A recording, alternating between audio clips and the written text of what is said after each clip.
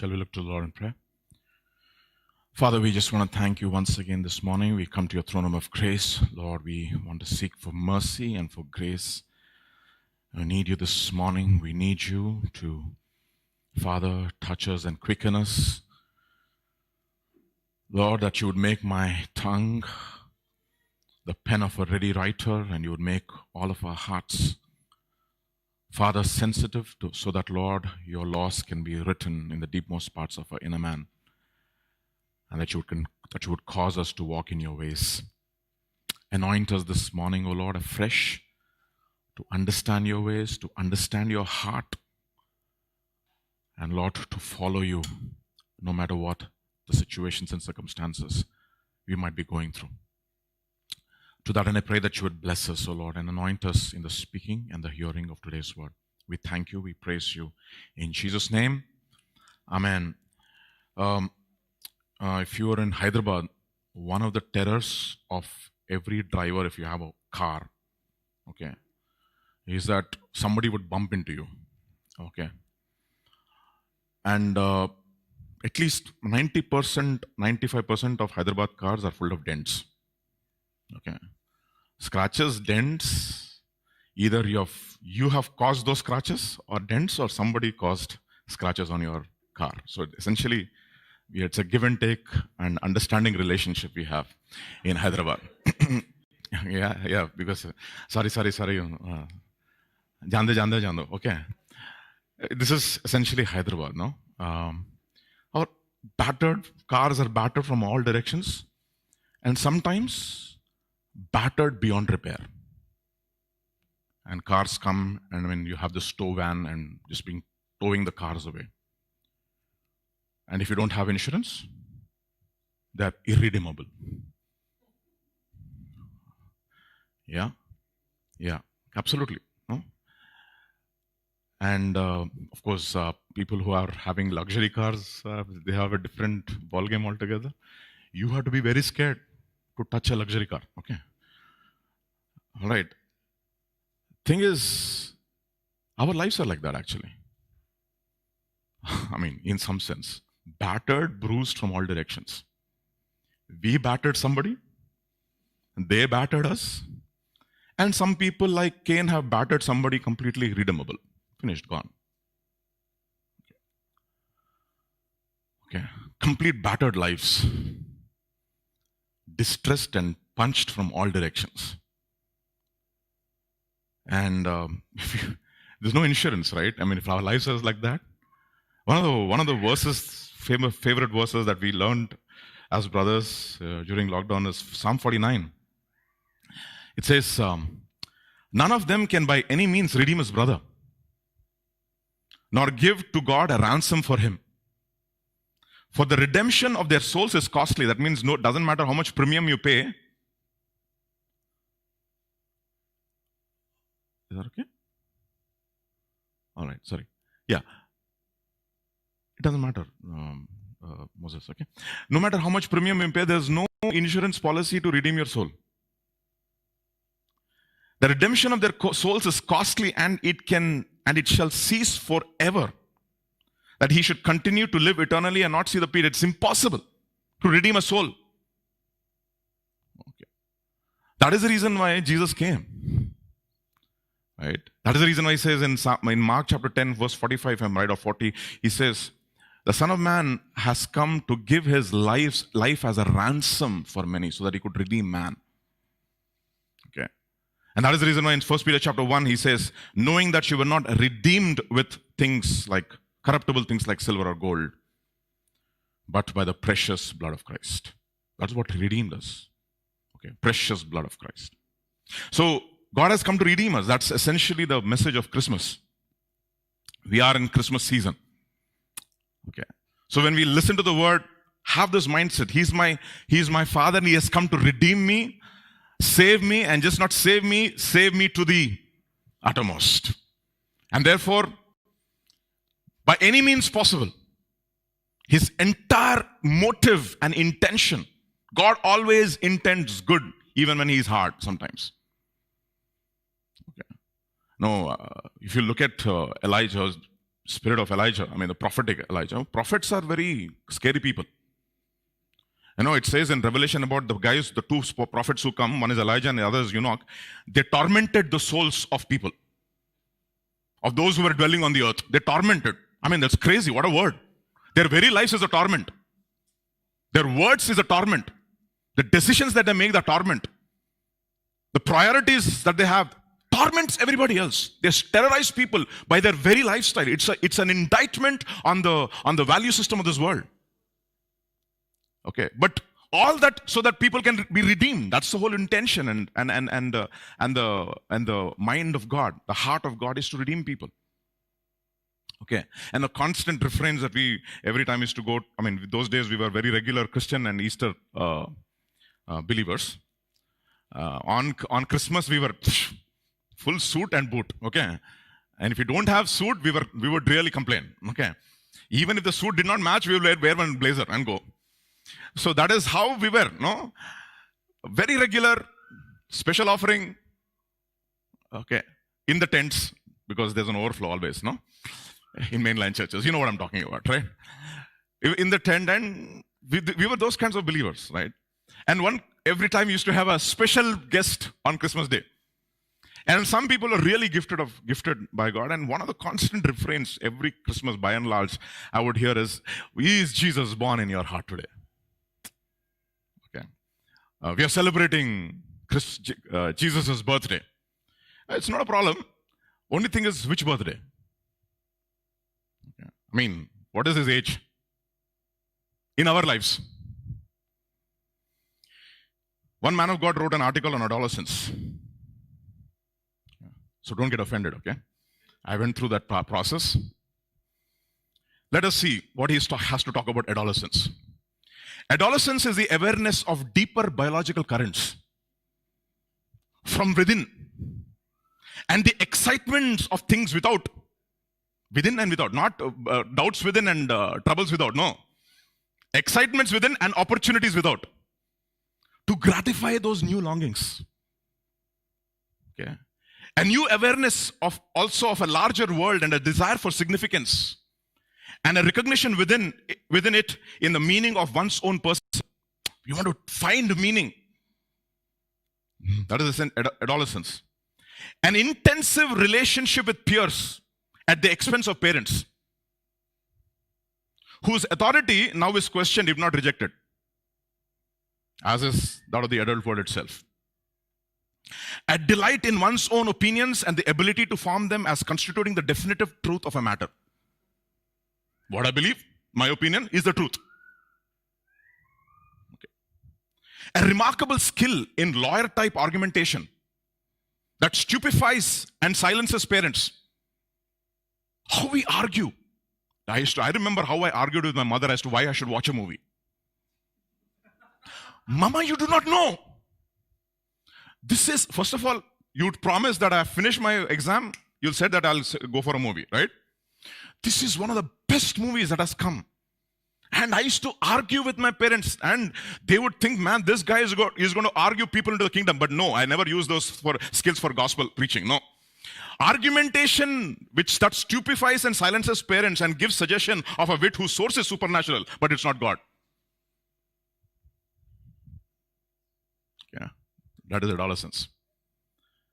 A time of indulgence of appetites for junk food and sugar-coated things without regard for health or body, which seem to be invincible and not lacking in energy at all. No.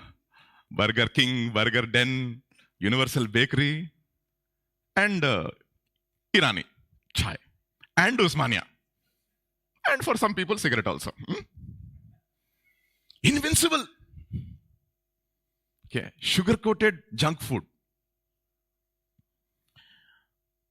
Characteristically loud, lazy, undisciplined, self-indulgent, headstrong in enthusiasms, fickle and changing in affections and loyalties. Inexplicable in moods from depression to elation.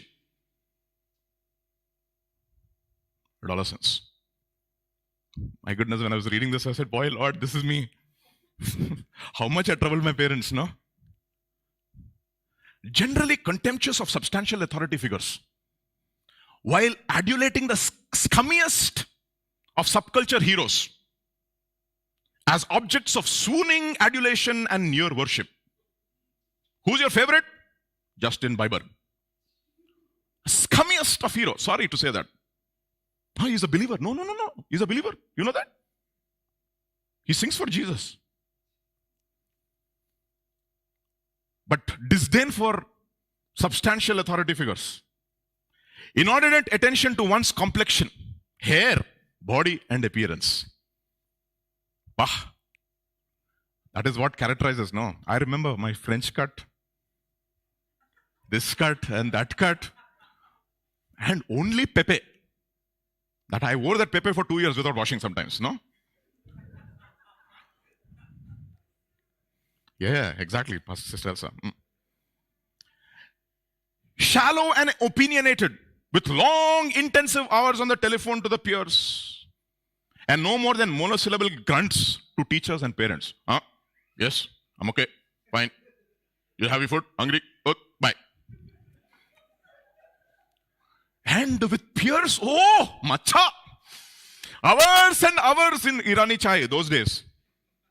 After school, college. Capable of profuse emotion, sympathies, excessive kindness and cruelty at the same time. Remember those days? I remember my fellow, not my brother, no, sorry. I hope he'll become my brother. His name is Rajesh Reddy. First year engineering, those days, ragging compulsory. Excessively sympathetic towards his peers. Hurry, nobody will rag you, Ray.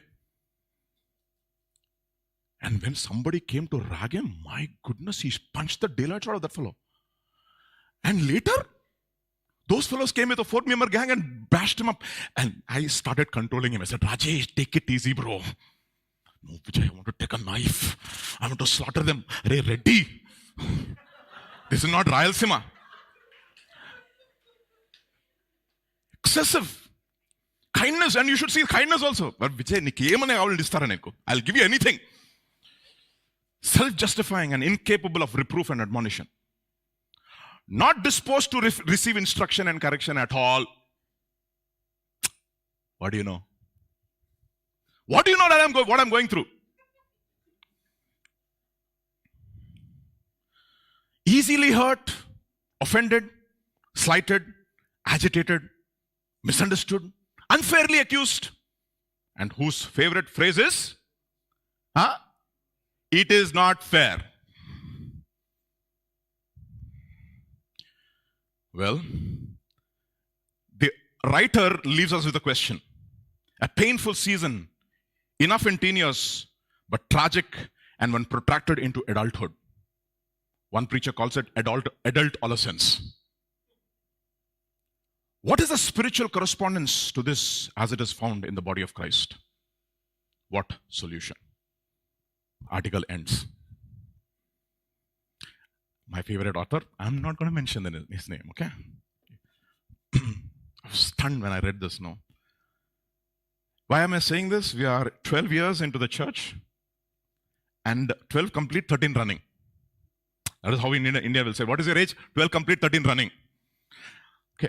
I said, Baba, what is that? What is this running business? It is like telling your phone number. What is your phone number? 994 777 346. No, you run. You run through your digits, no? What is this running business? Yeah, we are also, okay, fine, we'll use Indian language. We are in India. Our English is also English, that is Telugu plus English, okay? Or Tamil plus English, or whatever you call it. So we were also 12 year, 13 running. And today happens to be the 12th day, 13th day of the 12th month. And we want to learn from a man who finished 12 years and 13 running. Who is that man? I titled today's message, Jesus at 12. Okay. All that to bring you to Jesus at 12. Yeah?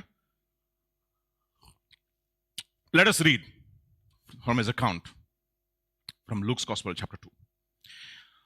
So when they had performed all things according to the law of the Lord, this is when Jesus was born, and on the 40th day he goes to the temple and he's dedicated. And Simeon and Anna prophesy over him, etc. So when they had performed all things according to the law of the Lord, they returned to Galilee, to their own city, Nazareth, and the child grew. Kya baat hai?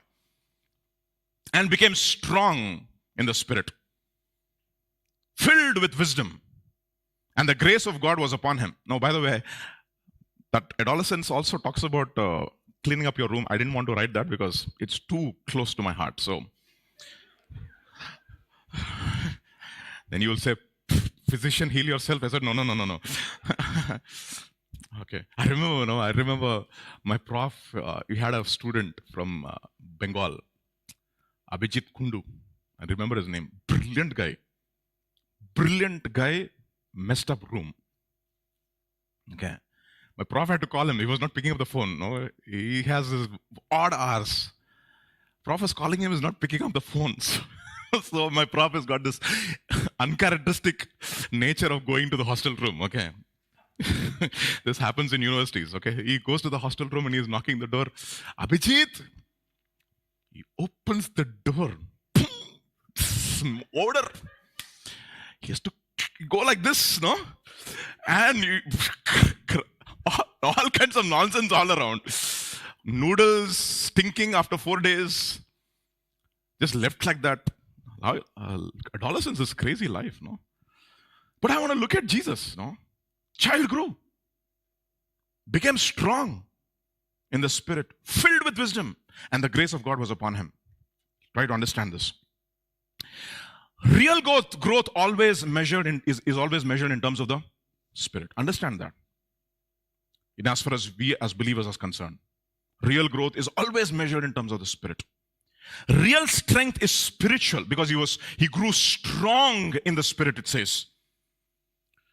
Real strength is spiritual, not that of the body or even that of the mind. Because we have people who are brilliant but useless. There's an old proverb which says, almost a proverb, an unrewarded genius is almost a proverb. Yeah? It's an oxymoron. Unrewarded genius. Real wisdom is spiritual wisdom. And finally it says, all this is possible. Why? Because what was upon him? The grace of God was upon him. Just keep that in mind when we go through the scriptures today. His parents went to Jerusalem every year at the feast of the Passover. And when he was, 12 years old, they went up to Jerusalem according to the custom of the feast. When they had finished the days, as they returned, the boy just lingered behind in Jerusalem. Boy Jesus lingered behind in Jerusalem, and Joseph, his mother, did not know it. But supposing him to have been in the company, they went a day's journey and sought him among their relatives and acquaintances. So when they did not find him, they returned to Jerusalem seeking him. Now so it was that after 3 days they found him in the temple, sitting in the midst of the teachers, both listening to them and asking questions. And all who heard him were astonished at his understanding and answers. So when they saw him, they were amazed, and his mother said to him, "Son, why have you done this to us? Look, your father and I have sought you anxiously." And he said to them, "Why do you seek me? Did you not know that I must be about my father's business?" But they did not understand the statement which he spoke to them. So Jesus grew. Okay. All of us, when we were born again, we had the new person born in us. Okay. He has to grow. And we also have the older nature, which was born first. You know what it is? Born of the flesh. The old Vijay. He was born first. Right? We are all born first, not directly into the kingdom. We have to be born again into the kingdom. The first person who was born is of the flesh. The second person who is born is of the spirit. Jesus also came in the likeness of flesh, and he was born of the spirit. And all of us, we know, are born again, hopefully all of us, have been born again in the spirit. And what the constant refrain or the admonition is that, and exhortation is that we should grow. So we have the new guy who has to grow and the old person who has to grow. And you find this typology which has to be put to death. Sorry, not grow. It has to be put to death. It's already grown. So we have this new person who has to grow, and then he has to come to maturity. And then you have the old guy who's already there for years, occupying the place in your life. Yes, positionally he's dead in the waters of baptism, but he's already there. Okay, he's there. deep dive inside of us, and you see the typologies through the New Testament, Old Testament, etc. Today we'll look at one typology of it. Okay, understand this in that perspective. We have the man of the spirit and the man of the flesh. Genesis chapter 4 talks about this. Now Adam knew Eve, his wife, and she conceived and bore Cain, and said, I have acquired a man from the Lord. And she bore again this time his brother Abel. Now Abel was a keeper of the sheep, but Cain was a tiller of the ground. Abel also brought of the first fruit, etc. So you have two people. You have Cain and you have Abel. So who's Cain? Cain is his name means acquirer. He's the one who's interested in acquisitions. Okay. Cain, he's a tiller of the what? Of the ground. The word for tiller is adab or abad, from which we get the word worship. He worships the what? The earth. He worships the dust. He's a worshipper of the earth. He's a tiller of the earth. He worships the earth. All of us in the flesh. Okay. We were all people who worshipped the earth. The word for dust is Adama. Okay. Which means dust. God created Adam from Adama. Adam was created from Adama, which means dust. Okay. And the food for Satan is dust, Adama. On the dust he feeds, which is our flesh. We know that in different contexts. We heard that and studied that. So we have Cain, who's an acquirer. What's his life? Full of his pursuits is to acquire. Acquisition. To possess more and more and more. He is a worshipper of the earth. That which is of the earth. Earthly. James 3 talks about this kind of a person. He's wise. He's a smart guy. He's successful. Okay. James 3 talks about this person. Who is wise and understanding among you? Let him show by good conduct that his works are done in meekness of wisdom. But if you have bitter envy and self-seeking in your hearts, do not boast and lie against the truth. This wisdom does not descend from above, but is earthly. Second, sensual. Third, demonic. Okay. Earthly, sensual, demonic. Anything which is of the earth, which is sensual, which is only of the soul. The word for sensual is soul, which is void of the spirit, meaning which is of the earth, which is of the soul, is open to the demonic. And you have people all around the world full of demonic wisdom. Okay. This demonic wisdom is actually increasing. And I was talking to Pastor yesterday when we were driving back home. I said, have you seen the superhero movies? If you've watched Marvel comic movies, most of the superheroes except Batman, right? Except Batman, that is a different story altogether. What is this? How does that fellow get that his superhuman strength? Spider-Man goes to this lab, which is tampering with the DNA. Suddenly he is bitten by this spider. And the graphic shows the DNA has been tampered with and manipulated. And he comes home and he becomes a new man. It's all superhuman abilities. What has happened?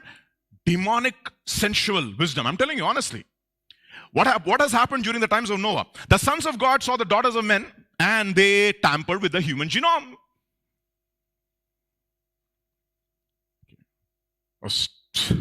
Crazy ideas in movies. The guy has got an amputated hand. So what is his idea? His idea is this. You have a lizard. The lizard can shed its tail and get back its tail again. Right? Oh, I'll use that DNA I'll just put the DNA into myself, and what will happen? I'll get back my hand just like the lizard gets back its tail. And the genome gets converted. Oh, yeah. Those crazy, strange ideas. What is the whole idea? Tamper with the human DNA. It's there, it's happening. And we have the new vaccine, which is... Okay. My goodness. Are we living in those times? And Jesus says, like the days of Noah will be the days of the coming of the Son of Man. What was he talking about? What are we just talking about? Just a preoccupation with the earthly? I think it's a preoccupation with the demonic. You see, There was a time when people were atheists, but they are no longer atheists. Now that has gone out of the window. They're all spiritists now. You go to any bookstore, you'll find a huge section on spiritism. Huge section. Getting power without submitting to authority of God. It's a spirit of witchcraft. And what is it? It is a spirit of Cain. Why? Because a guy is of the earth, he's of the senses, he's of the demonic. That is the reason why he says, not like Cain, who was of the evil one, who was of the devil. He had his demonic DNA of the devil right through him. It's spiritual, of course. It's interesting how incredible all our. That is the reason why he says we are all what of vipers? Oh, you know the word for brood? Generation of vipers. We have the DNA of the serpent inside of all of us. And that is the reason why when we are born again, we receive a new DNA which is from God. Spiritual DNA, so to speak. So that is Cain. All right? And then you have Abel, who is born, which is a type of all of us who are born again of the Spirit. You know what the word for Abel means? Abel means, oh, I didn't get you. What is that? Breaths. Habel. Okay, Hebrew is a beautiful language. Tweak with the vowels and you have different meanings. Habel means breaths. Habel or Abel. Okay, just change the vowel sound a little bit. It means vanity. Okay, so what is Abel? Abel is a guy who's born of the Spirit and the one who realizes that this earthly life is all vanity. Who is Cain? He's a worshipper of the ground. Who is Abel? He's a shepherd. That's interesting. Did you think that these things were just mentioned randomly? They're choosing professions. Genesis chapter 46, we'll talk about shepherds. We know this very well. Genesis chapter 46, verse 33. So it shall be when Pharaoh calls you and says, what is your occupation? That you shall say, your servant's occupation has been livestock from our youth even till now, both we and also our fathers, that you may dwell in the land of Goshen. For every shepherd is an abomination to the Egyptians. And so what is he choosing? He is choosing something which is an absolute abomination to the world. Now, let me tell you something here. It is not that the professions that we choose are automatically spiritual. Just because I'm a pastor, I'm more spiritual than software engineers or software engineers. No. Or professors or teachers or researchers or scientists or whatever profession that you have chosen for yourself, or doctors or whatever profession. The idea is not that. The idea is of a mindset. You see? Joseph had different professions. He was an administrator in Potiphar's household. He was a helper in the prison to the prison warden. And then he was the prince of Egypt. But you know what? He had an attitude of a shepherd. So what did he do? He protected his people. It's an attitude. Okay. So 2 Corinthians chapter 4, we'll talk about that. And who is this Abel? He's a guy who has got a mindset which is of the eternal. He knows that this life is what? Transient. It's like a vapor. It's like a breath. Abel means breaths is like a vapor. This life is breaths. It's transient.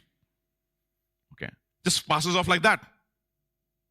Therefore, in 2 Corinthians chapter 4, we know from verse 16, therefore, we do not lose heart, even though our outward man is perishing, yet the inward man is being renewed day by day. For a light affliction, which is but for a moment, is working for us a far more exceeding an eternal weight of glory, while we do not look at the things which are seen, but which are things which are unseen. For the things which are seen are temporary or transient, and the things which are unseen are eternal.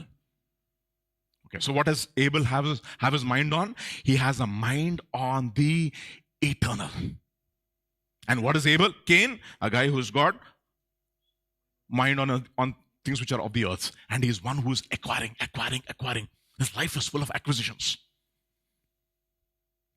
You should see some of the acquisitions which are made by big companies. So at least 3 or 4 years back, I heard that Apple had $600 billion in cash reserves. What? $600 billion. Just go home and see how many zeros. It is not rupees. It is almost like 1/3 of the GDP of India. So if Apple were to choose today, he can purchase Telangana, Andhra Pradesh, Maharashtra, and much of the south and say, this is mine. So much of money. What is their next thing? Next goal? Acquire. That's exactly what is happening. All the big tech firms just acquiring and acquiring, not letting the small fish. You know that YouTube was acquired by who? By Google. Once upon a time, it was his own. Okay. I think it was acquired for a staggering $18 billion, if I'm right. What is this? Life is full of acquiring. That is Cain. And what is Abel? His life is transient. He has a different mindset. He's a man of the spirit. He's a man of faith. That is the reason why it says Abel by faith offered a more excellent. You see, is this not excellent? Of course it is excellent. But Abel is more excellent. Okay. So it doesn't matter which profession that you have. It's a mindset. David was a shepherd boy for a season. Then he became the commander of the army. Then he became the king of Judah. Then he became the king of Israel. But what was he primarily in all these situations? Look at what it says in Psalm 78, one of my favorite verses. He chose David his servant and took him from the sheepfolds, from following the ewes that had young. He brought him to shepherd Jacob his people and Israel his inheritance. So he shepherded them according to the integrity of his heart and guided them by the skillfulness of his hands. So he had incredible wisdom. He was not a fool. Abel he's not a fool. He is guileless, but he's not a fool. Okay, his mind is on the eternal. I'll come to that point a little later, but I'll tell you what reality is, what truth is. Ecclesiastes chapter 12. Again, my favorite verses. Ecclesiastes chapter 12. This is in the New Living Translation, and verse 9 onwards. But then, because the preacher was what? Wise. He went on teaching the people all he knew. He collected proverbs and classified them. For the preacher was not only a wise man, but a good teacher. He not only taught what he knew to the people, but taught them in an interesting manner. Okay, that is what my aim is always. Whenever I used to go to class also those days, if I have to teach, I should teach that the guy will fall in love with the subject. Fall in love. Whatever I teach. Okay. So by the time I finish, you wouldn't believe it. I finished the first time I taught my master's level course in the university. After I finished the course, I had 4 students coming and said, "Sir, I want to work with you." Suddenly they got interest.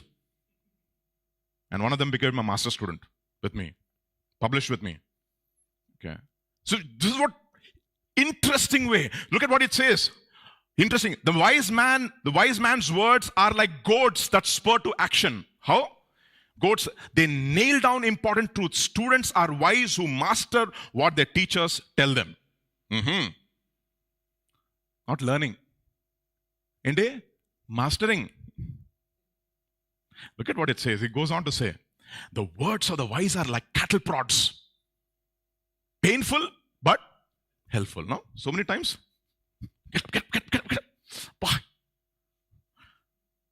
Their collected sayings are like nail-studded stick with which a shepherd drives his sheep. I like that. Look at again another translation. The words of the wise are like cattle prods, painful but helpful. The preacher sought to find acceptable words. And what was written was upright words of truth. The words of the wise are like goads, and the words of scholars are like well-driven nails given by one shepherd.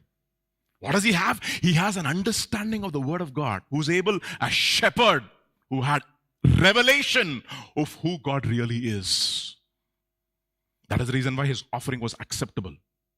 Revelation, not religion. Revelation. What is revelation? No. I still pay the bill. Okay. So, courtship period was take her to the restaurant, drag the chair, okay, order noodles, order all that thing and eat with what? Fork and knife. And she said, boy, what a man with manners. Don't make sound while you're eating with the fork and knife. Remember? Yeah. Don't make sound. And don't eat properly. Don't make any sounds. And she was impressed. Okay. Then marriage happened.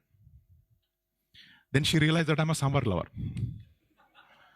So in sambar lovers, you know how they eat sambar, no? You cannot eat sambar without sound. Sorry. Okay. You have to make the sound and you have to lick every part of your hand. And she said, Baba, I didn't know this about you. Revelation. Why? Because now she's into a relationship with me, you see. See? What did Abel have? He had revelation. He understood the truth about who God is. What did Cain have? No revelation. He had religion. He was very religious, extremely religious, by the way. Because he worked hard and he said, my fruit. Some of it, of course. You see, shepherds are a different breed altogether. They have a heart, which is that of God's. Jeremiah chapter 3 will talk about this. Return of backsliding children, says the Lord, for I am married to you. See that? I will take you, one from a city, two from a family, and I will bring you to Zion. Why am I saying this? God is married to us. And only those people who have this kind of a marriage relationship with God can be shepherds, honestly. And I will give you what?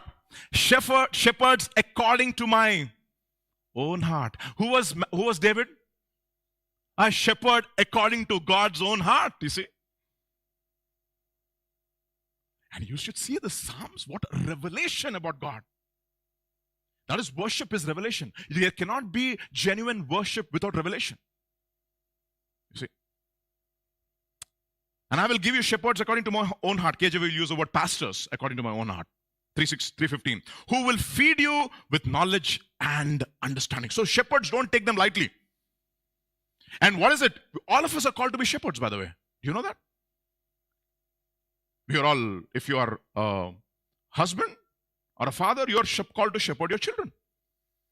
If you are a wife, you are called to shepherd your children. Okay. We are prepared. I mean, that's exactly what the last commission or the great commission to Peter specifically. Not go and disciple. You know what the great commission to Peter was? Feed my lambs, tend my sheep, feed my sheep. 3 things. If you love me, Peter, if you know my heart, Peter, feed my lambs, feed my sheep, tend my sheep. Feed my lambs meaning small children in the Lord. Feed them. And that's exactly what he says in 1 Peter chapter 5. He says, I, a fellow elder, talk to you as elders. What should you do? Shepherd the flock of God which is among you, exercising oversight, not for filthy lucre, not compulsory, etc., etc. He gives you. And then when the great shepherd comes, what happens? He will reward you with what? With a crown of glory. See that?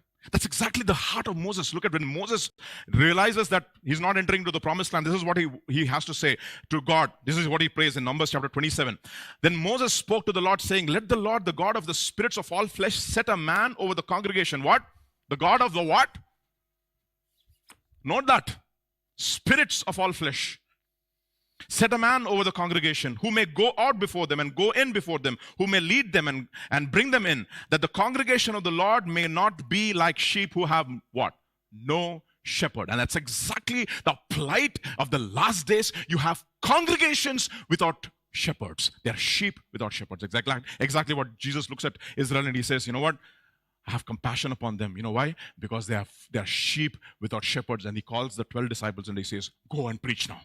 The call to discipleship starts with that conviction and with that burden of handing over the heart of a shepherd to his disciples. Then Moses spoke to the Lord saying, let the Lord God, the spirits of all flesh, and shepherd Israel. That's exactly what Abel was, a shepherd who had the heart of God, whose mind was interested in the things of God. He was growing. Both were growing and they were both choosing professions.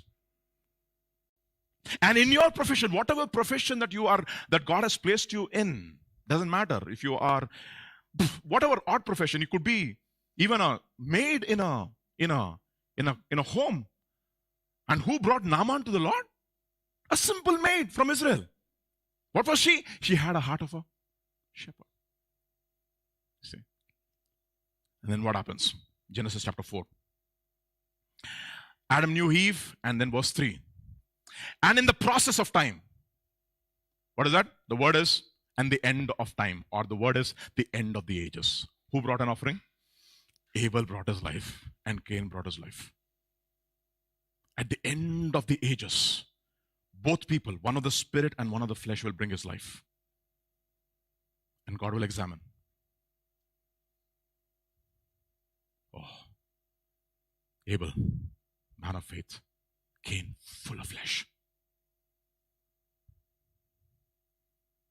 End of time. Let me tell you something. An end of the decision is the truth of the decision. What did I say? The end of a decision is a truth of the decision. That is reality. Truth is what is ultimate. Meaning, let me give you an example. I make a decision. Ultimately, where is it going to? So many choices. That's the reason why I place before you blessing and curse. You choose. We've heard it yesterday in the Q&A. Choose. And we're all making choices, by the way. All of us. Right from the time we got up in the morning, we were making choices. Whether to sleep a little more and roll over the bed. Okay. Or turn this side and that side. Or get up and listen to the voice of God. We're all making decisions. And what we are here is the sum total of all our decisions. Is this a truth of the decision? Is a question we need to ask. People choose professions. Yeah. There are some courses even in IITs which is called fraud courses. Really? There's a course called Neural Networks. Fraud course. Why do people take it? Because they want to get a grade. Easy grade. Arey, ye to fraud hai. Fraud course. It's not going to take you anywhere. See, that is the reason that nothing in life is random. I call it deterministic. What you have is because you made a bunch of choices and exactly where it has led you. The professions that you choose. Either they could be heavenly or earthly. Okay. And the reality is what? When the end of time, when you bring this offering before God. And now you're saying, oh, mine will be accepted. God saw Abel. He had respect for him and his offering. But for Abel, Cain and his offering, he did not have respect. Why? Because Abel was a man of faith. Man of the Spirit. At the end of time, God is also going to examine our lives. Let me show you. Let me show you from Scripture. What is the new covenant equivalent of this? Matthew chapter 13. Then Jesus sent the multitude away and went into the house, and his disciples came to him saying, explain to us a parable of the tares of the field. He answered and said to them, he who sows a good seed is the Son of God. The field is the world. The good seeds are the sons of the kingdom. Isn't it interesting? The parable of the sower, the seed is the word of God. Now what does God do? He takes those people who are born of the word and he plants them into the kingdom, into the world. But the tares are you have Abels and Cains all around. There could be Abels and Cains here, sitting right here. And there could be Cain inside all of us. There is a Cain. If you're honest. But tares, the tares are the sons of the kingdom. The enemy who sowed them is the devil. That is the reason why Cain is called, he is of the wicked one or the devil. The harvest is the end of the age. And the reapers are the angels. And God is going to look at your offering and Cain's offering. Whether is it Cain's offering or whether it's Abel's offering. Is it of the spirit or is it of the flesh? Who's grown inside of you? Who's growing inside of you? Abel or Cain? Is a question. Therefore, as the tares are gathered and burned with fire, so will be at the end of the age. The end of the age. Everything will be tested by fire. Son of Man will send out his angels and they will gather out of his kingdom all that offend, and those who practice lawlessness, and will cast them into the furnace. There will be wailing and gnashing of teeth. Then the righteous shall shine forth as a sun in the kingdom of their Father. He who has ears, let him hear. That is the first example of growing. Who's growing inside of us? Abel or Cain? What are the decisions we are making? The decisions which strengthen the spirit or which strengthen the flesh? Another example. Genesis chapter 25. Isaac was 40 years old when he took Rebekah as wife, the daughter of Bethuel, the Syrian of Padan Aram, the sister of Laban. Now Isaac pleaded with the Lord for his wife because she was barren, and the Lord granted his plea, and Rebekah his wife conceived. But the child struggled together within her, and she said, if all is well, why am I like this? So he went and inquired of the Lord. Okay. You know, in my family have Justin's sister who's had twins. Okay. And very interesting things that I learned about twins. When the doctors do the scan, they said they call the twin A, twin B. Okay, twin A, twin B. What is twin A? The more dominant twin. Right from the womb, it is dominating. And what is the twin B? He's the one who's submissive. So what is the twin A doing? Kicking this fellow to the side and taking all the nourishment from the mother. Okay, it happens. I think if I'm right, if my knowledge understanding is right, it happens with unidentical twins. If I'm right, I don't know, but twin A, twin B. All the doctors say there's always a battle which is going on within the dominant twin and the submissive twin. And I know who is the dominant one in our home. Okay, the girl is the dominant one. Okay, sorry. Yes, this happens. It's natural. It's something which is proven by science. Okay, and this happened to Rebekah. Sangarsh going on. Okay, two fellows battling each other. I think both of them are equal. I don't know. And look at what it says. Look at how God answers Rebekah's question. And the Lord said to her, 2 nations are in your womb. 2 peoples shall be separated from your body. Who are those 2 peoples? He didn't say. Okay. 1 people shall be stronger than the other, and the older shall serve the younger. This battle is going on right from the womb. So when her days were fulfilled for her to give birth, indeed there were twins in the womb, and the first came out red. That's the reason why it's called Edom, which comes from the root word Adam, which is of Adam. The first person always is Adam. The second person is the last Adam. So the second fellow comes out. How does he come? Grasping the heel. You know what he says? You know what? I should have domination over the flesh and not the flesh over the spirit. But this sangarsh is going on in all of us. This battle is going on. How does Galatians chapter 5 look at this? The flesh lusteth against the spirit, and the spirit against the flesh. And these are what?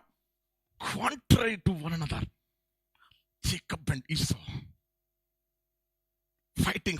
All of us, there's a Jacob. Don't say, oh no, I'm not like Esau. No. There is an Esau. Esau in all of us. Flesh is lusting. So two nations, two natures are in you. Which is born of the flesh, the first Vijay, who's Adamic, who's red. And the other fellow is the one who's born of the Spirit. And he wants to have the precedence. It's a type, it's a picture of a believer. And what does God say? Jacob I loved, Esau I hated. The first person is of the flesh. Whom does God love? He hates the flesh and he loves the Spirit, the man who is born of the Spirit. He says, I have disdain for Amalek, and I have what? Declared war on Amalek. How long?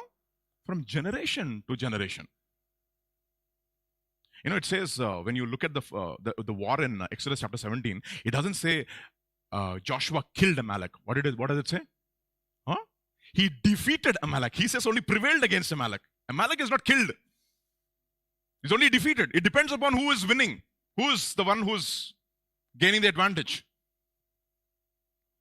So what happens? Afterward, his brother came out and his hand took hold of Esau's heel. So his name was called Jacob. Isaac was 60 years old when she bore them. So the boys, both are growing now. What happens? Esau was a skillful hunter. He is my kind of a boy. Skillful hunter. Where should I send him? IIT. Thank you. Thank you, Doc. You got my mind. Okay. This fellow. Brilliant fellow. Jacob was a what man? The word is used here as mild. You know what? The word for mild in the Hebrew is tamam. What does it mean? Tamam means complete. He is a complete man, according to God. And they were dwelling in what? Tents. Isaac loved Esau and is given the reason. What is the reason? Because he ate of his game. But Rebekah loved Jacob. This is happening. So we all have this battle which is going on inside of us, and we are all making choices. One guy, he's living where? In tents. And the other guy is a man of the field. Isn't it interesting? One guy is of faith, one guy is of the earth. Look at what it says in Hebrews chapter 11 about Jacob. By faith, Abraham obeyed when he was called to go out to the place which he would receive as an inheritance. And he went out not knowing where he was going. By faith, he dwelt in the land of promise as in a foreign country, dwelling in tents with who? Isaac, Jacob, and Abraham. Where is Esau? In the field. Interesting. That means when Jacob was alive, Abraham was alive when Jacob was till 15 years old. He was alive. He was a teenager. So what was he doing? He was interested in the things of God. He wanted to know about God from his grandfather and his father. And what is Esau? Not interested. Where is he? Very busy. Very busy. Very, very busy. One man of God, no. Recently I heard him. Pastor, please pray for my mother. Please fast and pray for my mother. What are you going to do? I'm very busy. I'm working from morning till evening. I don't have the time to fast. Please can you fast? And he said, daughter of Satan. He used those words, okay? You will not fast, but you want me to fast. Why? You are very busy. What are Esau's? Busy. No time. Busy, very, very, very busy. Busy people. I was also one of them. Esau, busy. How many days? 365 days. Didn't go to church. What is that? Skillful hunter.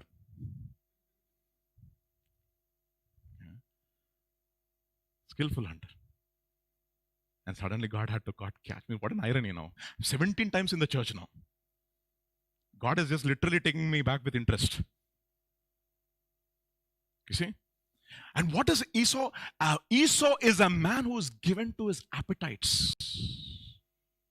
Man of what? Appetites. He does not have any interest in the things of God. What is Jacob thinking? Birthright, birthright, birthright, birthright, birthright, birthright, birthright, birthright, birthright, birthright, birthright. He's always looking for opportunities to get the upper hand. What does he have? His interest is in the birthright. His interest is in the eternal. What is his mind full of? Birthright. How should I get the birthright? How should I get the birthright? How should I get the birthright? Thinking, thinking, thinking, thinking. What is Esau? Man of the flesh, given to appetites. Look at what it says in Proverbs chapter 23. When you sit down to eat with a ruler, consider carefully what is before you. And put a knife to your throat. That means your Adam's apple will go, right? So just put a knife there near your Adam's apple. So that when you gulp, it will cut you. I don't know what you have, ladies, but the Adam's apple equivalent to ladies. So, put a knife to your throat if you're a man who's given to appetite. Do not desire his delicacies, for they are what food? Deceptive food. I'll tell you something. Food is deceptive. Okay. Food has to be tasty, delicious. What are we? We are gourmets, connoisseurs, okay, of excellent food. We just don't eat food, we taste and enjoy delicacies. Some other translations. While dining with a ruler, pay attention to what is before you. If you are a big eater, put a knife to your throat. Don't desire all the delicacies, for he might be tricking you. Let me tell you the modern day equivalent of this. Software job. Sodexo coupon. Okay. Food at office. Okay. Discipline gone. Okay. Full money. But no character to hold on to the money. Now what has happened? Suddenly the lifestyle changes. Remember? I know exactly how lifestyle changed. Okay. I graduated exactly at the time when IT was booming. Those days, if you get a job in Satyam, which is completely asatyam. Okay. Satyam. Oh, Satyam Computers. Abba. Now Satyam Computers. You'll say, no. If you get a job in Infosys, Infosys, Narayan Murthy. Infosys. Now, Qualcomm, Broadcom, Apple, Google. I don't know the names. Now, you should see how IITs, they themselves advertise their pay packages. IIT Roorkee got the highest pay package of 1.39 crores for a graduate with a BTech program. Enta nana 1.39 crores. Eppudu chusara jeevithamlo? What does it do? The world is a system which spoils you. Isn't it interesting how God takes his people through a process? When he brings people out of the wilderness, you know what he says? I caused you to hunger. I humbled you. I proved you to see what is in your heart, so that you will understand man shall not live by bread alone, but by every word that comes from the mouth of God. That is the world system. And what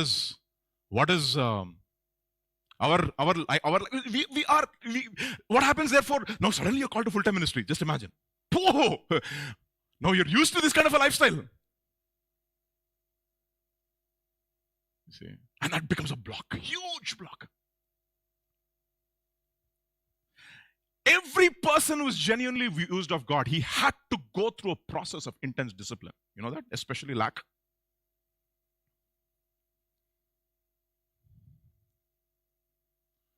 Look at what it says in 1 Kings chapter 18. What about the prophets of Baal? Therefore, send all together and gather Israel to me, Mount Carmel, the 450 prophets of Baal and the 400 prophets of Asherah, who eat at Jezebel's table. Where is Jezebel's table? Ahab's table and Jezebel's table same now. It is a what table? King's table. Who are eating? The prophets of Baal are eating at the table of Jezebel. What is the table of Jezebel? Full of delicacies and voluptuous things of this world. Full. And what does God do to confront the powers of darkness? He chooses a man, hides him from the king's table, and what does he feed him? Twice a day from the beak of a crow.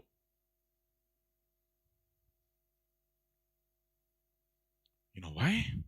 One guy has to completely die to the flesh, so one day he can confront the powers of darkness, because he has learned the process of dying to himself and not loving his life to the death. You know why? Because in all of us, the wisdom of the world is self-preservation. It's self-preservation. You see, the acuteness of the spirit goes when your stomach is full. I remember his mother, Edward Williams' mother. First thing, the three things she told her before she passed away. Edward, whenever any man calls you, don't say how many people are coming. If your dates are free, give him. Second thing, Edward, people will call you for a lot of food. get up from the table when your stomach is still half empty. You know why? It's hard to have a burden for souls without a burning stomach.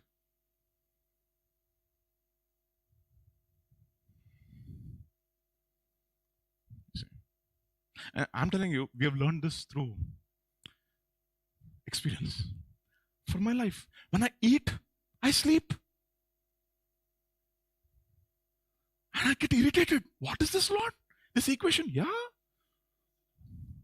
You eat full of rice, starch, and sambar. Or like a lion, you eat only meat. You sleep for 18 hours because protein has to take a long time to digest. You lose your spiritual sharpness, and that edge is gone. I've seen or experienced.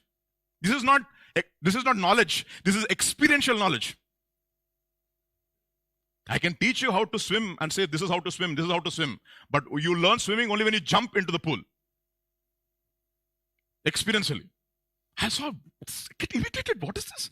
So sometimes a sister says, Vijay, can I send you food? I said, sister, when this goes inside, sleep comes automatically. Huh? See, you lose that spiritual sharpness. You see that? And Daniel was a guy who understood this. He said, you know what? I do not want to take anything from the king's table. What is the king's table? The ruler of this world. The ruler of this world will put all kinds of delicacies before you.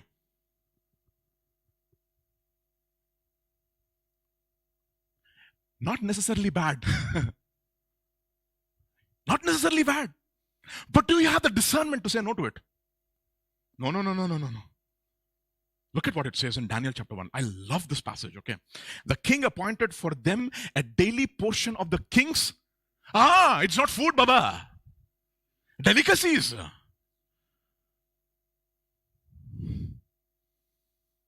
Rajabhogam, it's called in Telugu. Mama, king, you deserve it. After all, you worked so hard to come up the ladder. You deserve it. Delicacies. And of the wine which he drank. And 3 years of training for them so that at the end of time, you see that? You see, you should have a mindset of eternity, of the end of time.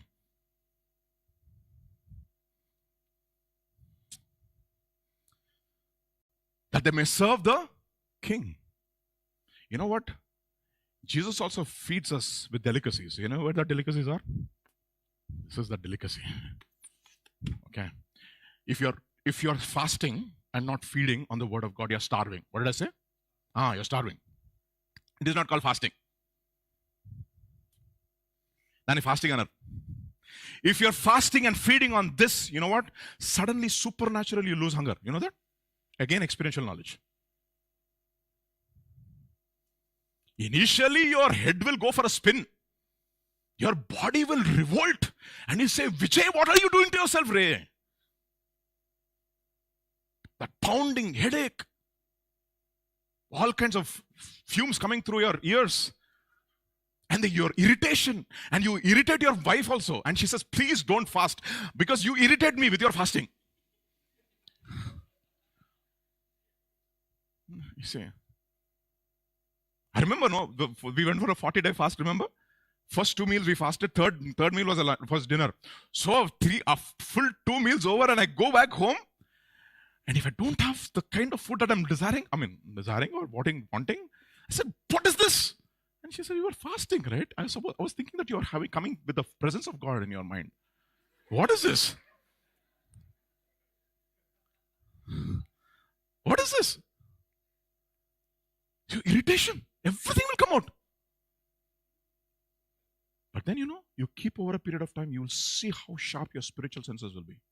You will see how powerfully and clearly you can hear from God. And what does this guy do? King's delicacies. Look at what he says. And the chief of the eunuchs said to, but Daniel purposed in his heart that he would not defile himself with the portion of the king's delicacies. I know this delicacy. I know where it is taking me. I know if I get used to this lifestyle, gone. Okay. సుఖం కావాలి మనకి. సుఖం. That is hour సుఖంగా ఉంది మామ. That is our statement in Telugu. No, సుఖం.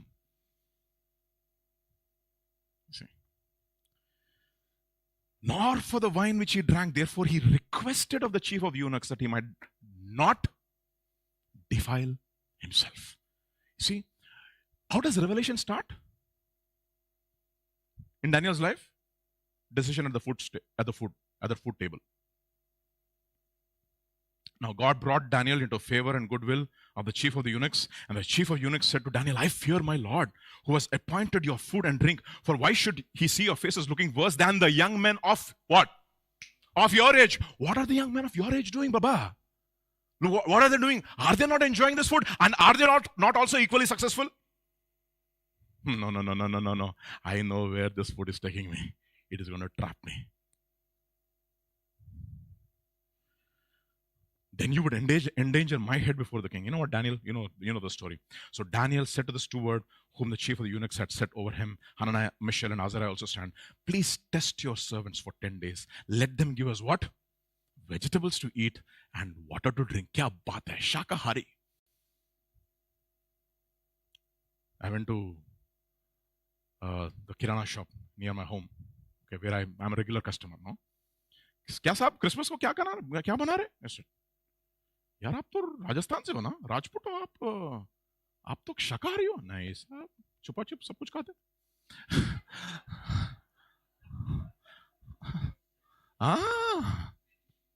We are not shakahari. अंडे यहाँ पर, we will hide the anda here and we will sell it also. Outside world we are shakahari. Vegetables అంటేనే మనకి ఎంత ఆయాసం. It's like, I know, in my home also it's like that, no? In the morning, it is nice non-veg curry. In the evening, it becomes vegetable. I said, how? It is meat and aloo in the morning. By the time it is in the evening, only aloo. Oh, interesting. Vegetables for me?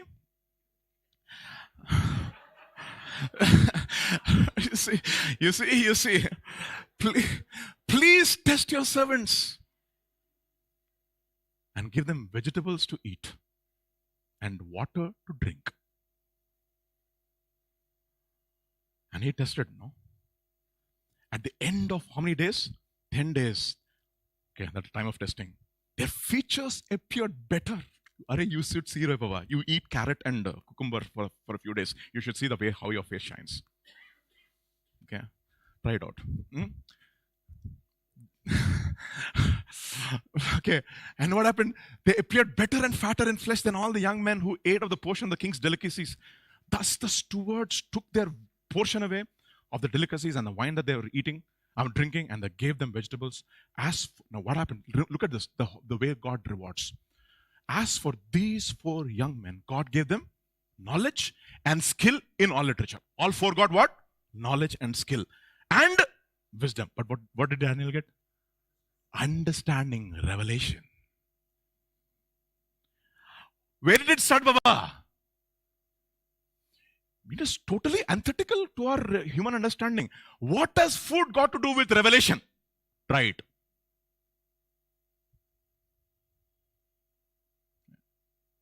Right. If you're young, if you can't fast now, your body will not agree after a while. Learn right now. And look at what it says. I love this. This is Daniel chapter 1 again, verse 10. Now at the end of the days, when the king had said that they should be brought in, the chief of the eunuchs brought them in before Nebuchadnezzar. Then the king what? Interviewed them. What did he do? That's a very interesting word. What is interview? Inter plus view. He is viewing your internal. What is there inside? The other languages you will say use the word he spoke to them. Out of the abundance of your heart, your mouth speaks. So that is the reason why your resume is not enough. Interview is important. First round, second round, third round, fourth round, they will interview. They will see what is there in your internal. That fellow, this resume and this fellow, do they match? Kada? projects, SAP, experience 4 years. When did you graduate? Last year. Hurry, how did you have 4 years? No. I was doing internship. Aha. Why do you think consultancies thrive? Because they have to take away all these candidates. First, filtering process. Interview. What is interview? They will see your internal thing. Okay, vidikunda visham, first of all. That is the reason people are not scared of sending resumes. They're scared of the interview. Of course. You're scared of the interview. And that day, God is going to interview. What is there inside? Where did it start? Food. The end of the matter is the truth of the matter. Understand that. They interviewed him, and among them was none like Daniel, Hananiah, Mishael, and Azariah. Why? Because of one single decision that they will not defile themselves with the delicacies of this world. What do you want, my dear brothers, young people? What a challenge for you.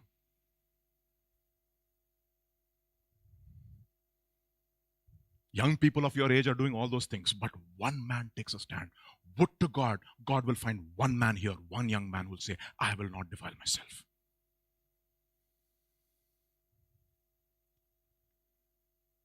And then what happened? In all matters of wisdom and understanding, about which the king examined them, he found them how many times better? 10 times better than all the magicians, all the astrologers who were in the realm. Who gave them this wisdom?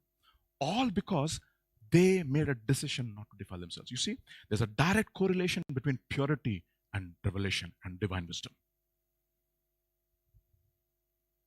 Okay, a lot of people in the world are intelligent, but they don't have wisdom of God.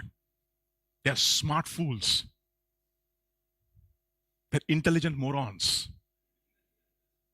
Yeah, it's true. It's a fact. Isn't it interesting? All the intelligent people in your class are not Christians. Are you intelligent? Intelligent.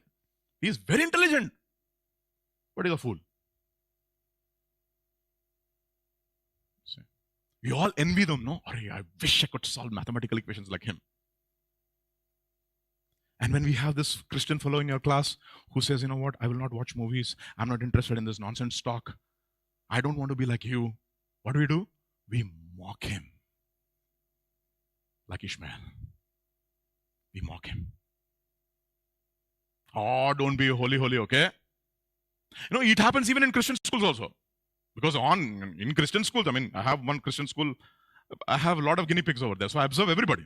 I'm not mentioning names because my daughter is there. She's a part of my school. So she'll say, are you talking about me? No. I'm not talking about you. So you'll see. Not all of them are interested in God. Very few are. Can you be that one? All with food. And they grew in wisdom and stature. Let's get back to Jesus now. His parents went to Jerusalem every year at the feast of the Passover.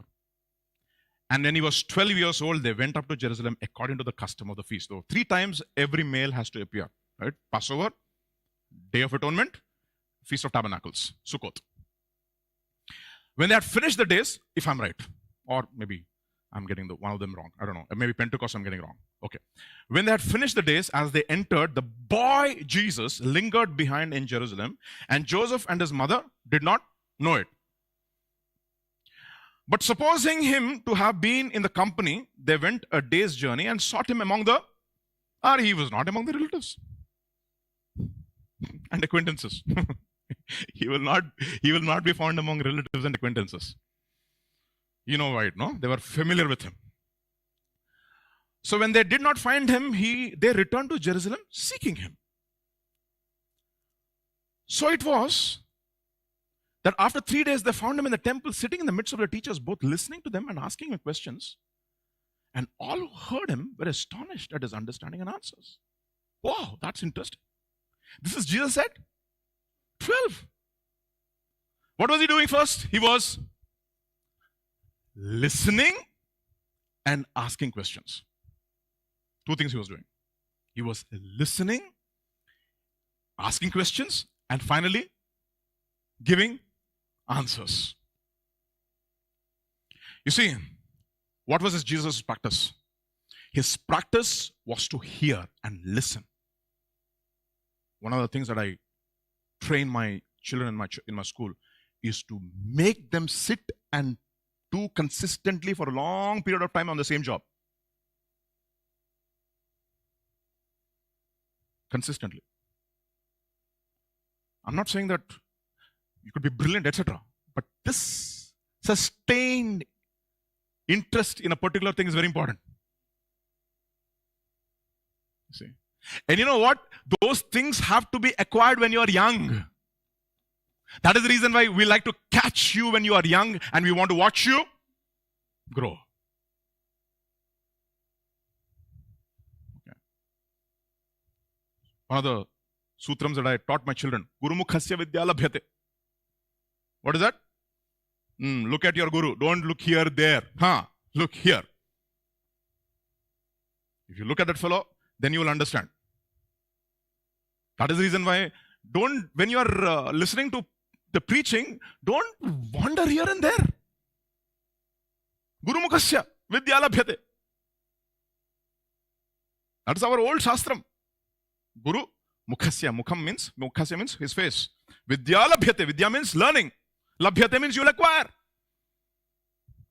When you look at the face of your Guru, and who is our Guru? Are looking unto Jesus. And it's just not me. What are we doing through the word? We are trying to look at the face of Jesus in the word. Jesus at 12 today, primarily. Jesus at 12. Look at Jesus at 12, my dear brothers. What was he doing? He was listening and asking questions. One man of God was asked this question, no? How old is your son? He asked him, biologically or spiritually? He said, whoa, what is that? Let me give the answer. Biologically, 35 years old. Spiritually, 10.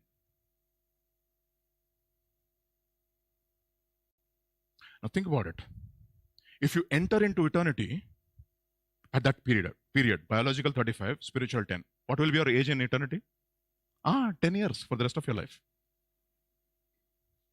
Ante. What will that 10 year able to learn?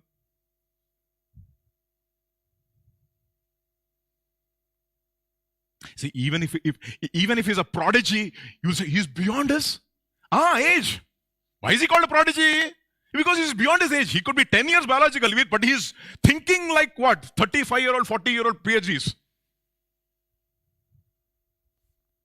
You understand that? He was listening and asking questions, and they were astonished at his understanding. Why? You should ask this question, why? First, two reasons. First, Isaiah chapter 50. This is in the NASB, okay? The Lord God had given me the tongue of a disciple. Because you answer with your tongue. So that I may know how to sustain the one who is weary with the word. I like that word, it's Psalm, no? God has made my tongue the pen of a ready writer. What a word that is.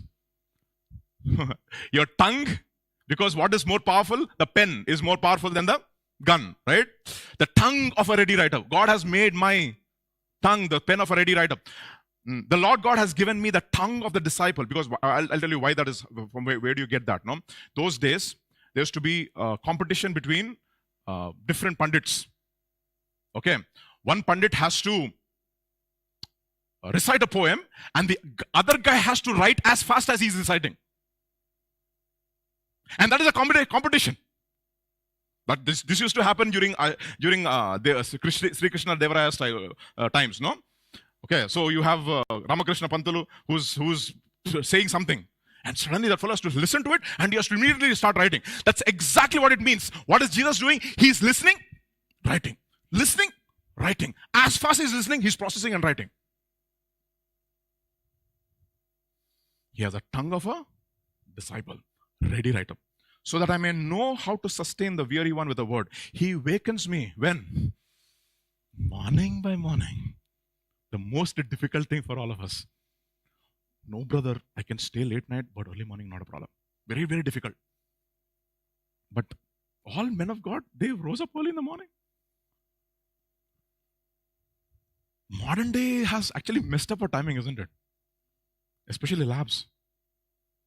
Labs, you don't know. You're living in International Space Station. Because what is day, what is night, you don't know. 15 minutes, it is rotating around the earth. Every 15 minutes. Okay. Timelessness is what you experience in the lab. Then, the Lord has what? Opened my ear, and I was not disobedient. Nor did I turn back. I was listening. And therefore what? I have more understanding. Why? Why does he have more understanding? Psalm 119 verse 99. I have more insight than all my teachers. Why? For I meditate on your statutes. That is the reason. Yes, I have more insight than my teachers, for I'm always what? Thinking of your laws. So look at this, no? You have a bunch of guys who come to the Passover and they leave. They come to the Passover. That is their culture. That is their not culture. It's their tradition. They come to the Passover and they leave. One person, he wants to understand what is Passover, and he's sitting and asking questions. You know, the church is full of people like that. They come, listen to the word, and leave. But there'll be a bunch of guys who will say, "What is going on over here? What has been taught to us today?" They are what? Look at this. What is this? Always thinking of your laws.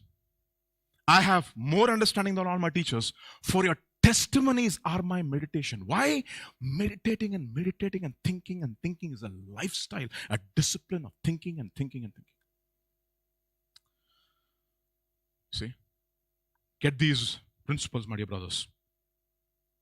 So you have a work. You just come and go. But I have a different purpose. Look at what it says in Luke's Gospel chapter 2. Let's turn back. So when they saw him, they were amazed, and his mother said to him, "Son, why have you done this? Your father and I have been seeking you anxiously." Anything wrong? Is anything wrong with Madam Mary asking this question? Jesus, why are you causing us anxiety?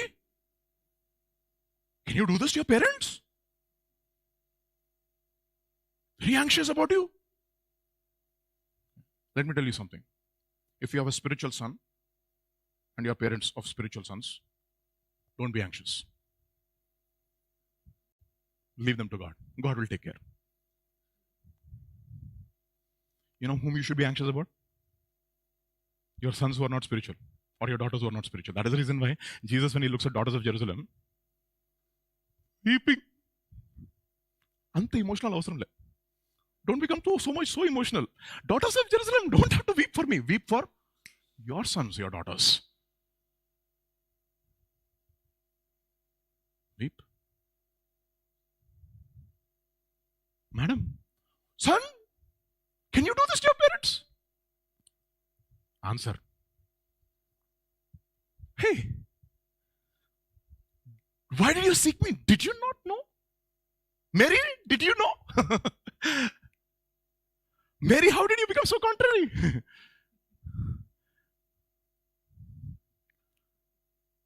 Why was I born? What is this? What are we trying to see, this is interesting, right? There is an average moral standard. Okay. A lot of unbelieving parents from unbelieving families, they say one of the constant guilt trips is that, is this what your pastor is teaching you? To dishonor your parents? You dishonor God 24/7. And there is one guy in your home who's honoring God, and you're angry with him. And you use this one word out of context.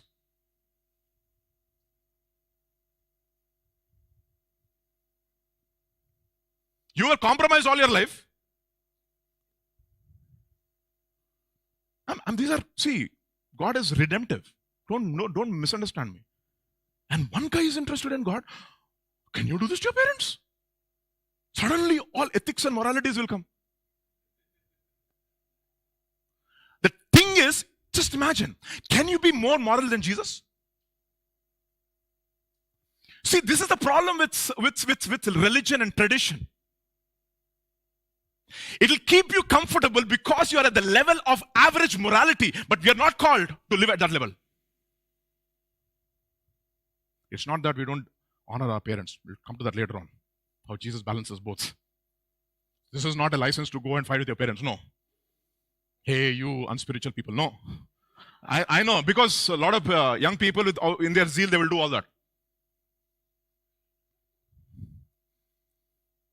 Okay. Don't do that. So what I'm saying is this. The question is, where is your moral standard? I'm giving tithes.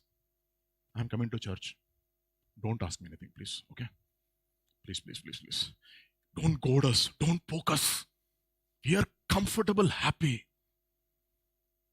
For the rest of our life, we want to be like this.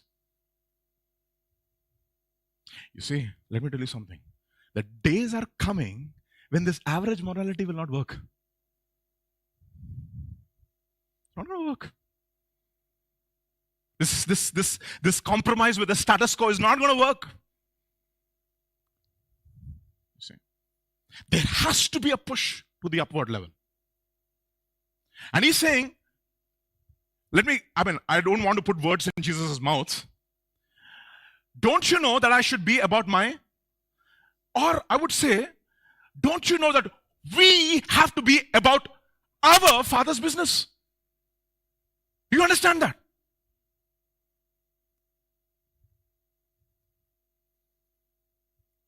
And you're satisfied with one religious visit and gone.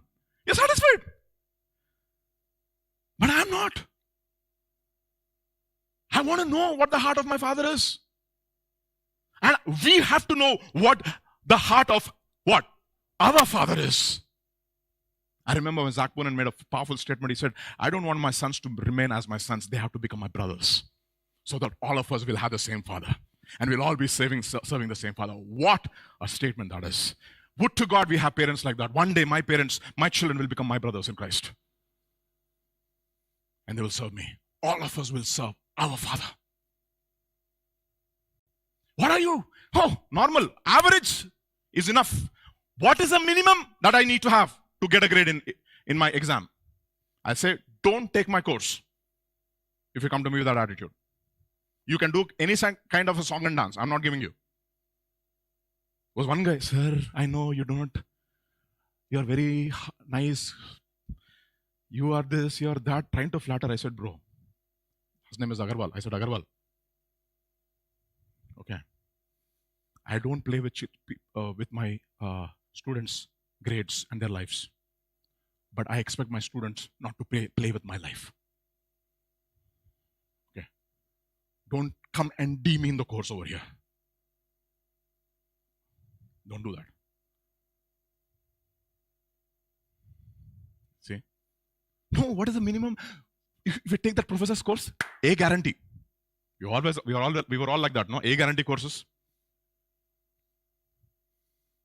What should I do minimally? That is average. And God says, we are in a business. And in a business, should we look for? Profits. Profits. You see? For profits, you need sons and not hirelings. All the others are hirelings. Sons are looking for what? Profits. What should we do? We should be about our Father's business. What is this, Mary? What is this? Sometimes, unfortunately, some of them don't have that kind of an understanding. We have to be sympathetic towards them. Pray for them.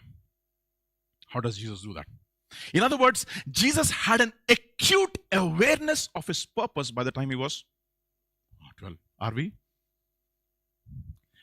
The church is 12 years old and we are in the 13th year. Do we have an acute awareness of our purpose in the body of Christ? Is a question.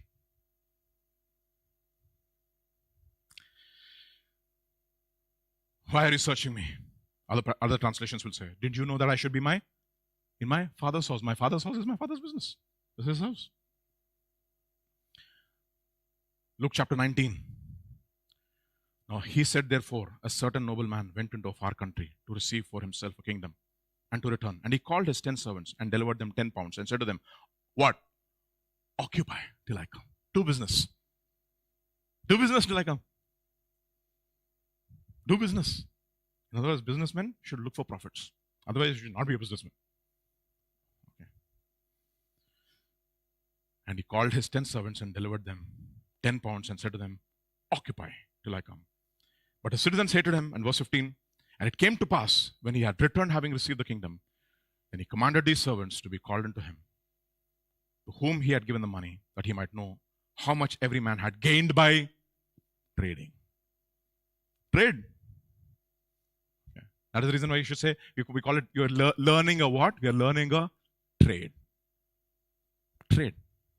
Matthew chapter 24, verse 45. Who then is that wise and faithful servant, whom his master made ruler over his household, to give him the food in due season? Blessed is that servant whom his master, when he comes, will find so doing. Assuredly I say to you, that he will make him ruler over all his goods. But if the evil servant says in his heart, my master is delaying his coming. You remember what it says. He appoints a portion with us, with the hypocrites. Lord, let me be found faithful in whatever you have ordained for me. Let me find my purpose. Acutely aware of it. Finally, then he went down with them to Nazareth and was subject to them. Which is interesting, right? He was subject to those people who were not as godly as him or as spiritual as him. But you know what? Just because he was aware of his purpose doesn't mean that he was ready for his purpose yet. There was a time of training. And what did God ordain for him, the training? The very instruments who did not understand his purpose were God ordained instruments for his spiritual training.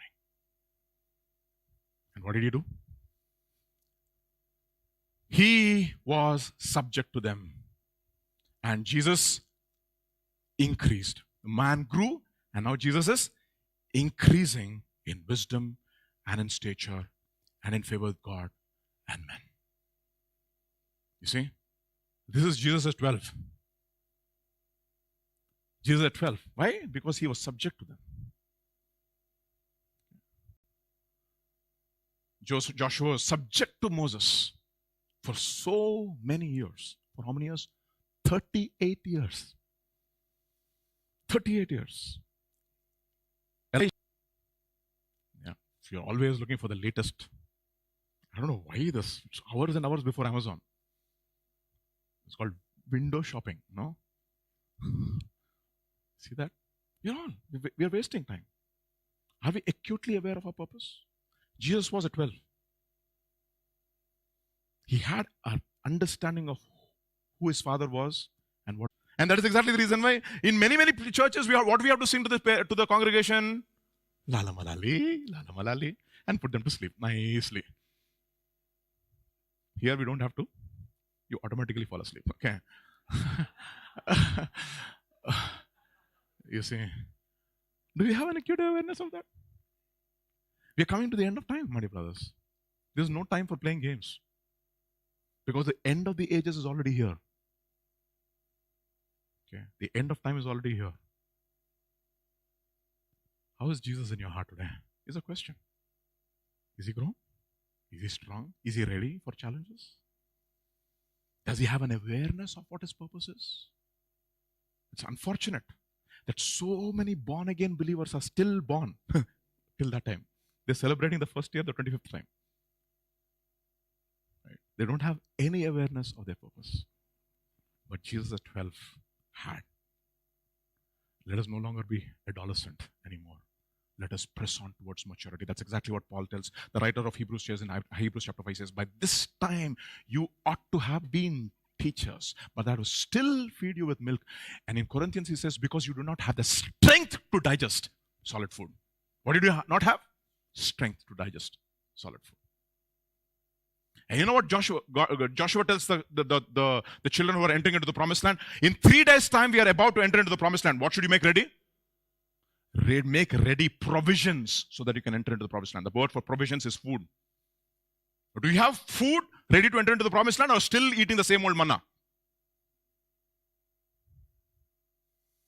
entering into the promised land so that we can take hold and grab hold of the promises of God in our lives. This morning, can we stand in the presence of God? Jesus at 12 challenges us. How will Jesus at 30 be? Whew. That will be a study in itself, isn't it? Jesus at 12 challenges us. What will happen to Jesus at 30? And what will happen to Jesus at 33? Okay. A man's age is found by his gray hair. Okay. And it says, a gray hair is a glory to a man's head if it is attained in wisdom. You know, in glory, when John sees Jesus in glory, how is his hair? Full white. Means what? Full wisdom. That is how he entered into eternity. Full white. So if you have white hair before your time, don't die like me. Okay. Surely I will. Okay. Gray hair is honorable if you attain it in wisdom. Amen. Jesus at 12, let's pray. Father, we just want to thank you, Father, for your Son. The way he challenges us. And he says, Lord, he does not only challenges us, but he says, I give you my very Spirit. Emmanuel, God with us, who is there with us to wrought those things which you desire in us through your Holy Spirit. The very Spirit of your Son. Because your word says, O Lord, in Romans chapter 8, if any man does not have the Spirit of Christ, he does not belong to him. But if Christ is in you, even though the body is perishing because of sin, the Spirit is alive because of righteousness. And the Spirit of the living God, which dwells in you, will quicken your mortal bodies through the very Spirit which is inside of you.